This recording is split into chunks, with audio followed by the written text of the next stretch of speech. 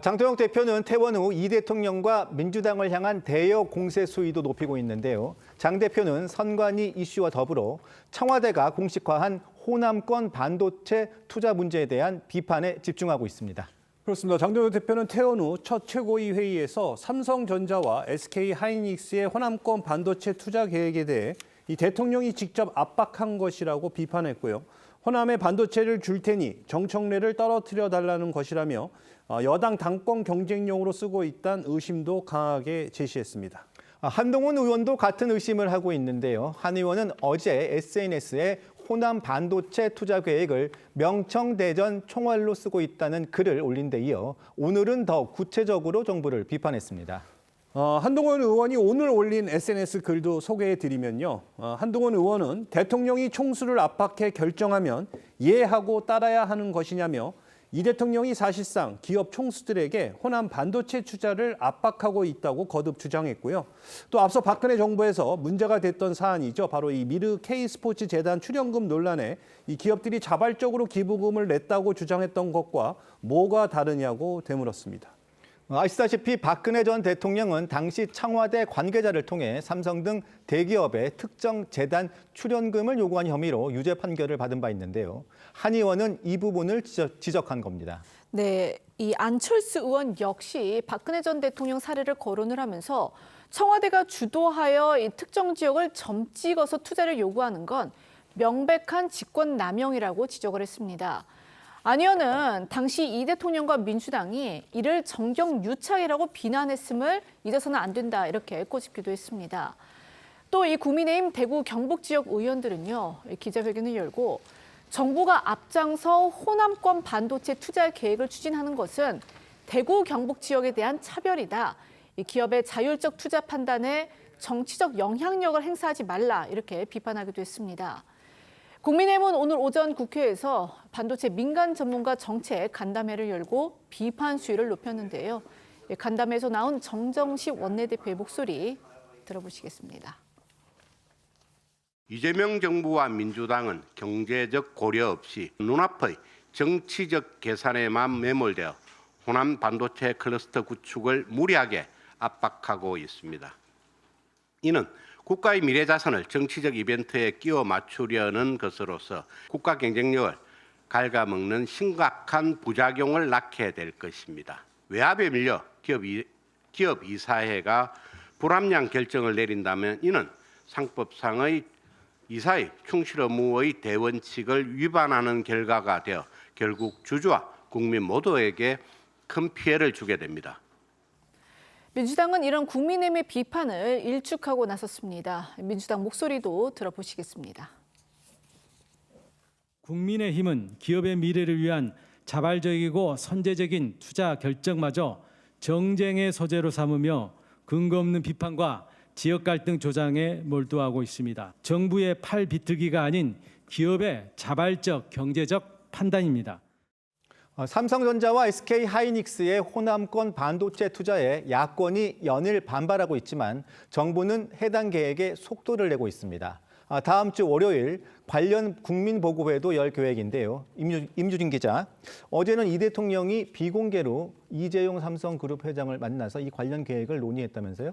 네, 이 대통령은 어제 오후 청와대에서 이재용 회장을 만나 약 1시간 동안 신규 반도체 투자 방안을 논의한 걸로 전해졌고요. 이 대통령은 그에 앞서 지난 19일에도 최태원 SK 회장과 별도의 논의를 한 걸로 알려졌는데 역시 기업들의 대규모 지역 투자 계획과 규모를 조율한 자리였던 걸로 보입니다. 관련해 청와대는 다음 주 월요일 대한민국 대도약 3대 메가 프로젝트 국민보고회란 이름으로 삼성전자와 SK하이닉스 등 이 지역 투자 계획을 공개하는 자리를 마련하는데요.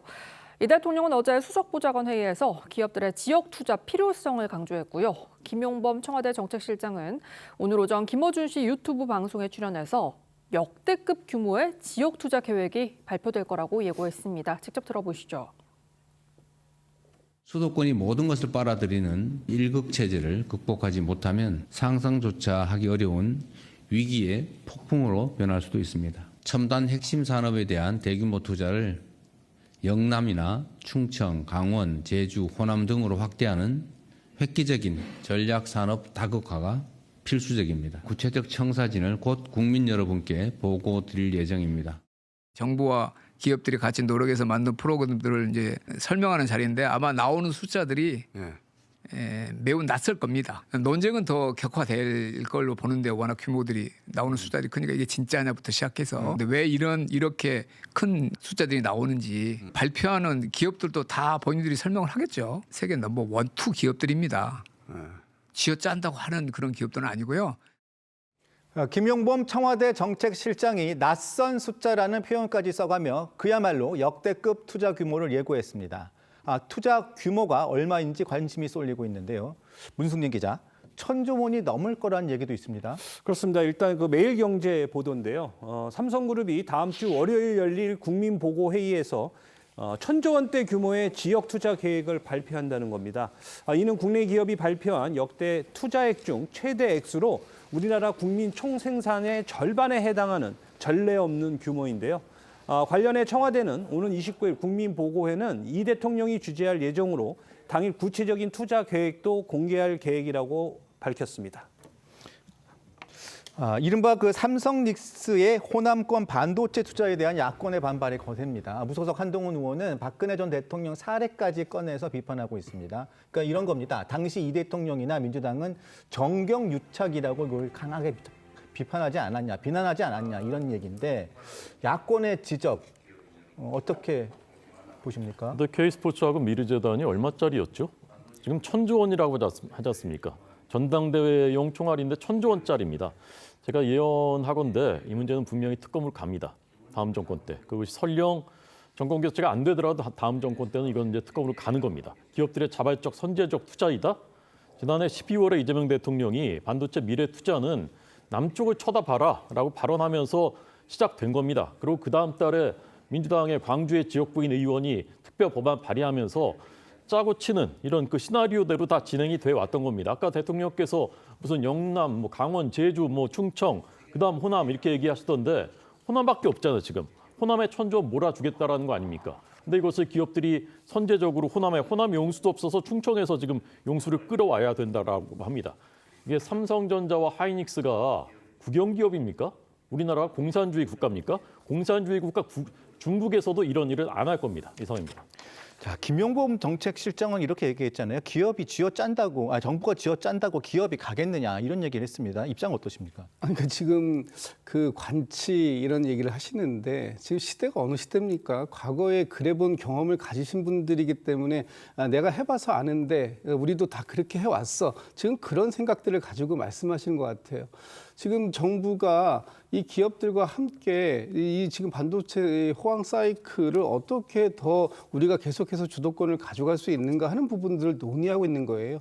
거기에 기업들이 본인들이 스스로 돈을 투자해서 이런 과정들을 만드는 것, 이게 이익이 되지 않으면 오히려 해외로 나가는 것이 더 합당한 선택이 될 것입니다. 그런 부분들에 대해서 기업은 정부가 시키는 대로 하는 것이 아니라 자신들의 이익을 어디까지 최대한 확보할 수 있는가를 기준으로 해서 모든 사업 의사결정을 하는 거 아닙니까?